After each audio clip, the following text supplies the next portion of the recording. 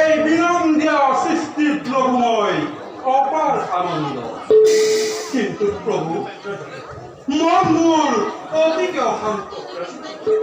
পুত্ৰ মোৰ দক্ষ ধ্বংস হল সি নিষ্কৰ্মৰ ফলে, পুত্ৰৰ অসম্পূৰ্ণ মহাযজ্ঞৰ ফলে সৃষ্টিত ঘটাৰ প্ৰবল।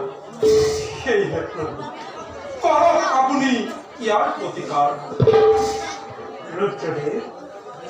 প্ৰভু মই সকলো বুজিছো, অহংকাৰী দক্ষৰ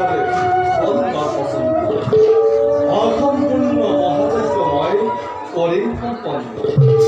কিন্তু প্ৰভু এনেদৰে নহয়, জগতৰ দৃষ্টিত মোক সেৱা প্ৰতিপন্ন কৰাৰ প্ৰতিফল দক্ষই ভোগ কৰিব লাগিব।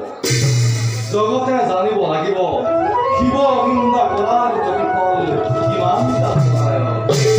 কিন্তু প্ৰভু দক্ষক মই পুনৰ জীৱন দান দিম। কিন্তু এনেদৰে নহয় প্ৰভু, দক্ষৰ শিৰত সাগৰ মন্দ স্থাপন কৰি দক্ষক পুনৰ জীৱন দান দিম আৰু অসম্পূৰ্ণ মহাযজ্ঞ মই কৰিম সম্পন্ন। গতিকে বলক প্ৰভু, আমি সকলোটি নিজ নিজ কৰ্তব্যত সংগ্ৰহ।